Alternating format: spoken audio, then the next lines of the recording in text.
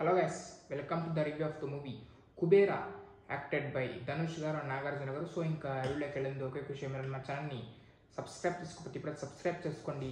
So పక్కన bell icon అయితే click చేసి ఆన్లో పెట్టుకోండి. సో ఇంకా కుబేరా మూవీ గురించి చెప్పాలంటే మూవీ అయితే ఫెంటాస్టిక్ అని చెప్పొచ్చు. సో ఇంకా పదం కూడా తక్కువే, ఎందుకంటే one of the greatest films అని చెప్పొచ్చు. ఇప్పటికి వచ్చిన ఈ కాలంలో ఇది మంచిగా ఉందని చెప్పొచ్చు కుబేరా. ఎందుకంటే ధనుష్ గారి యాక్టింగ్ దీనికి హైలైట్ చేసిందని చెప్పొచ్చు. మన క్రెడిట్ డైరెక్టర్ గారికి ఎక్కువ వేయాలి.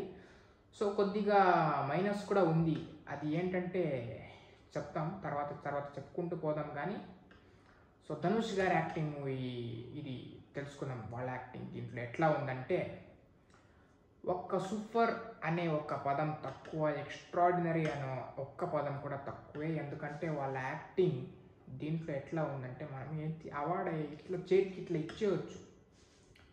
చేతికి మనం 100% జెన్యున్లీ ఫిలిం అయిన తర్వాత ఏ అవార్డు అన్నా కానీ ఇట్లా ఇచ్చేయచ్చు అన్నమాట. ఎందుకంటే చాలా న్యాచురల్గా ఆ ఇన్నోసెన్స్ ఫేస్తోని మమ్మల్ని అందరినీ స్టార్టింగ్ నుంచి ఎండింగ్ వరకు సో ఎక్స్ట్రాడినరీగా మనకి వాళ్ళ యాక్టింగ్ రూపంలో అల్లరించారని చెప్పొచ్చు.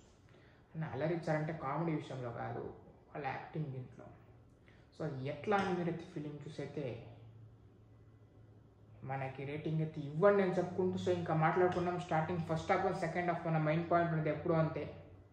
ఫోకస్ మనం ఫస్ట్ హాఫ్లో చెప్పుకుంటే మాత్రం సో మనకు పర్ఫెక్ట్గా కథలోకి వెళ్ళిపోతారని చెప్పొచ్చు.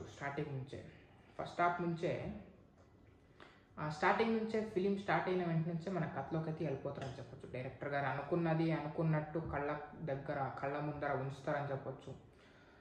సో ఇంకా స్టార్టింగ్ ఫస్ట్ నాగార్జున గారి ఇంట్రో అయితే ఉంటుంది మనకి. నాగార్జున గారు అయితే కనబడతారు, తర్వాత ధనుష్ గారు వస్తారని చెప్పొచ్చు.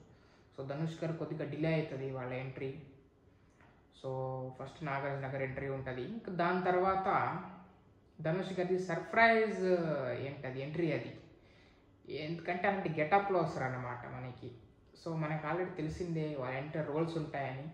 సో దీంట్లో నేను మళ్ళీ చెప్పాల్సిన అవసరం లేదు, అలాంటి రోల్స్కి స్టిక్ అనే ఉన్నారు. ఆ రోల్ వాళ్ళు ఎంత చక్కగా చేశారంటే ఎక్స్ట్రాడినరీ అనే పదం తక్కువగానే చెప్పొచ్చు మనం. అలాంటి వాళ్ళ ఒక క్యారెక్టరైజేషన్కి వంతుకున్నారని చెప్పొచ్చు. సో అంతా మంచిగా ఎగ్జిక్యూషన్ అయితే వచ్చింది వాళ్ళ క్యారెక్టర్కి, మెయిన్లీ ఫోకస్గా చెప్పుకుంటే మనం. సో ఇంకా నాగార్జున గారు సో ధనుష్ గారి తర్వాత వాళ్ళే వస్తారు మెయిన్ క్రెడిట్ తీసుకోవడానికి. సో ఇంకా దాని తర్వాత రష్మిక మందన్న గారు అయితే మనకి ఎప్పుడు వాళ్ళ క్యారెక్టర్ ఇంట్రడ్యూస్ అవుతుందంటే సో ఫస్ట్ హాఫ్లో ఇంటర్వెల్ దగ్గర ఇంకేంటి కొద్ది క్షణంలో ఇంటర్వెల్ వస్తుంది అనగా మనకి రష్మిక మందన్న గారు అయితే వస్తారని చెప్పొచ్చు. అప్పటి వరకు రారు. సో ఇక దాని తర్వాత వాళ్ళు రావాల్సిన పని కూడా లేదు, ఎందుకంటే మనం ఆల్రెడీ హీరోయిన్ ఉన్నారని విషయం మర్చిపోతాం మనం ఫస్ట్ హాఫ్ చూస్తుంటే. ఎందుకంటే కథ అంత చక్కగా కాన్సెప్ట్ అంత సూపర్గా ఎంచుకున్నారు కాబట్టి ఎక్కడ బోర్ కొట్టకుండా. మనకు తెలుసు మూవీ లెంతీ ఉంది, 3 hours మనకు అనిపిస్తుంది. టైం చూస్తుంటాం, కొన్ని సీన్స్ దగ్గర అనిపిస్తాయి లెంత్ అవుతుంది అని, అయినా కూడా మనకి ఇంట్రెస్టింగ్గానే ఉంటుంది, బోర్ కొట్టదు ఎక్కడ కూడా. ఆల్రెడీ వాళ్ళు అనౌన్స్ చేసి చెప్పారు, డైరెక్టర్ గారు కావచ్చు, ధనుష్ గారు కావచ్చు, అందరు చెప్పారు మూవీ ఫ్రెష్గా ఉంటుంది, మీకు ఎక్కడ బోర్ కొట్టడని. సో వాళ్ళు చెప్పిన విధంగానే మూవీ ఫ్రెష్గా ఉంది, ఎక్కడ కూడా బోర్ అనేది కొట్టదు కూడా.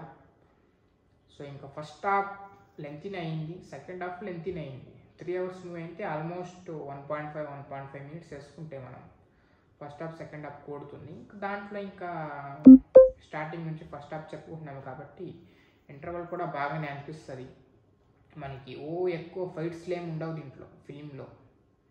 సో ఎమోషన్స్ చుట్టూ తిరుగుతుంటుంది మూవీ, ఆ కాన్సెప్ట్ చుట్టూ తిరుగుతుంటుంది కాబట్టి సో మన క్లైమాక్స్లో ఒక యాక్షన్ సీన్ అయితే వస్తుంటుంది. ఇంకా దాని ముందర చిన్న వాటి వస్తుంటాయి అంతే, తప్పిస్తే మనకి ఇంకెక్కువ యాక్షన్ లవర్స్ అయితే మాత్రం నచ్చుతుంది మూవీ. కానీ అంత ఇష్టపడే అంత ఏముండదు, కాన్సెప్ట్ మీదే ఎక్కువ ఫోకసింగ్గా ఉంటుంది అని చెప్పి. ఎందుకంటే మనకు తెలుసు ఎప్పుడు శేఖర్ కమ్ముల గారు కాన్సెప్ట్ మీదే స్టిక్ ఆన్ అయి ఉంటారు. వాళ్ళ ప్రీవియస్ ఫిలిమ్స్ చూసుకుంటే కూడా సేమ్ అన్న కాన్సెప్టే రన్ అవుతుంటుంది. ఎక్కువ యాక్షన్స్ పెట్టుకోవాలి అట్లా ఇట్లా ఏముండదు దీంట్లో. సో ఇంకా దీంట్లో కూడా అంతే పర్ఫెక్ట్ జస్టిఫికేషన్ అన్ని క్యారెక్టరైజేషన్కి ఇచ్చారు. ప్రతి ఒక్క క్యారెక్టరైజేషన్స్ బాగున్నాయి దీంట్లో అని చెప్పొచ్చు. సో అది మెయిన్. ఇంకా నాగార్జున గారి క్యారెక్టరైజేషన్కి వచ్చేస్తే వాళ్ళ యాక్టింగ్ కూడా బాగుంది. ఒక ప్రాపర్ ఎమోషన్ చుట్టూ తిరుగుతుంటుంది వాళ్ళది కూడా.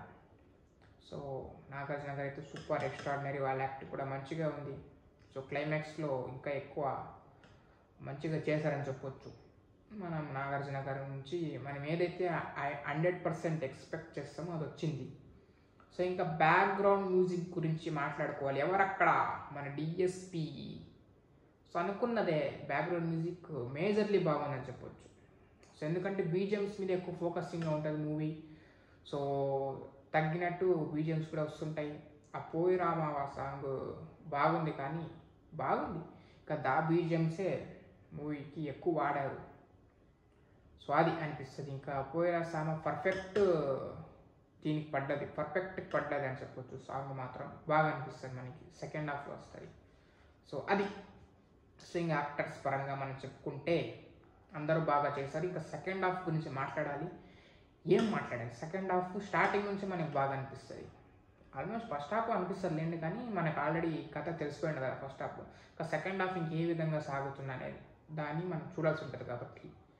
సో ఇంకా స్టార్టింగ్ నుంచే బాగా సాగుతుందని చెప్పొచ్చు సెకండ్ హాఫ్. సో ఇంకా క్లైమాక్స్లో వచ్చేసరికి నేను చెప్పాను కదా ఏదో కొద్దిగా మైనస్ ఉంది ఫిలింకి అని చెప్పితే, అది క్లైమాక్స్ మినహాయిస్తే ఇంకేమీ లేదు మైనస్ ఈ ఫిలింలో. క్లైమాక్స్ ఒకటే మైనస్, ఏంటంటే ప్రాపర్ జస్టిఫికేషన్ ఇచ్చారు డైరెక్టర్ గారని అయితే నాకు అనిపించలేదు. ఎందుకంటే సో ఇంకొక 2-3 minutes యాడ్ చేస్తుంటే బాగుండే అని చెప్పచ్చు. ఆల్మోస్ట్ 3 hours మూవీ, ఇంకొక 3 minutes అట్లీస్ట్ 2 minutes యాడ్ చేసినా బాగుండే. సో మనకు తెలుసు క్లైమాక్స్ ఎట్లుంటుందని. సో దాని విధంగా ఎండ్ చేశారు. ఇంకా మిగతా మనకు తెలుసు ఇట్లా, ఇంకా దాన్ని కూడా చూపిస్తే అయిపోతుంది అనిపించింది నాకు. ఒక ఫీలింగ్ వచ్చింది, కానీ అప్రాప్ట్ ఎండింగ్ వచ్చినది అని అయితే మనకి అనిపించదు. ప్రాపర్ ఎండింగ్ వచ్చిందంటే అనిపించదు, కానీ అప్రాప్ట్ ఎండింగ్ అనిపిస్తుంది. సో అది ప్రాపర్ ఎండింగ్ అయితే డైరెక్టర్ గారు ఫెయిల్ అయ్యారని చెప్పొచ్చు క్లైమాక్స్లో మాత్రమే. మిగతా పోర్షన్స్ అన్నీ మాత్రం బాగా అనిపిస్తాయి. కొన్ని ఎక్స్ట్రాడినరీ సీన్స్ ఉన్నాయి దీంట్లో మనకి. ఆ ఎమోషన్ చుట్టూ తిరిగేటువంటి సీన్స్ మనకు సూపర్గా అనిపిస్తాయి. కానీ అన్నీ అనిపిస్తాయి బాగానే, కానీ ఆ క్లైమాక్స్ ఒకటే దెబ్బ కొడతాయి. ఇట్లా ఎందుకు అట్లా అయింది? డైరెక్టర్ గారు అయితే సమాధానం ఇవ్వాలి. సో ఇంకా అది మినహాయిస్తే ఇంకా అన్నీ బాగుంది. ఇంకా దీనికి ఎన్ని రేటింగ్స్ ఎన్ని ఇవ్వాలి? 4.5 దాకా ఇవ్వచ్చు. ఇంకా లాస్ట్ క్లైమాక్స్ ఒకటి చూసుకుంటే అన్నీ ఓకే, ఎక్స్ట్రాడినరీ అని చెప్పొచ్చు. క్లైమాక్స్ కొద్దిగా మిస్ అయింది కాబట్టి 4.5 దాకా మనం ఫైనలైజ్ చేయొచ్చు రేటింగ్స్. సో ఇది గాయస్. సో ఇంకా కుబేరా ఫిలిం కుబేరుడి దేవుడి లాగా కలెక్షన్స్ 100% వస్తాయి. ఎక్స్ట్రాడినరీగానే ఉంది ఫిలిం. సో ఇంకా క్లైమాక్స్ అవన్నీ పక్కన పెట్టేసేయండి, ఎందుకంటే బాగానే ఉంటుంది, కానీ ఒక ప్రాపర్ ఎండింగ్ వచ్చింది. సో ఇంకా అన్నీ మైండ్లో ఏం పెట్టుకోవాల్సిన అవసరం ఏం లేదు. సో ఫిలిం ఫస్ట్ నుంచి బాగానే ఉంది, 3 hours బాగానే ఉంది. మనకి అనిపిస్తుంటే ఎక్కడక్కడ కొద్దిగా లెంత్ అయిందని, స్లో అయిందని కాదు, లెంత్ అయింది అనిపిస్తుంది, కానీ 3 hours మేనేజబుల్. చూడొచ్చు, కదలకుండా చూడొచ్చు, అక్కడే ఇక్కడ కదలకుండా చూడొచ్చు, ఒళ్ళు నొప్పులు లేకుండా చూడొచ్చు. సో అది కుబేరులాగా ఎక్కువ డబ్బులు పెట్టుకుంటారు, సక్సెస్ వచ్చిందని చెప్పుకుంటూ ఇంకొకసారి ధనుష్ గారి యాక్టింగ్ సూపర్ ఎక్స్ట్రాడినరీగా ఉందని ఒక సలాం కొడుతూ this the review of the movie Kubera. ఇంకా నెక్స్ట్ నా ఫర్దర్ వీడియోస్ అయితే వస్తుంటాయి, దానికైతే మీరైతే క్యాచ్ చెప్పుకోవాల్సి ఉంటుంది. So meet in the next video. Bye.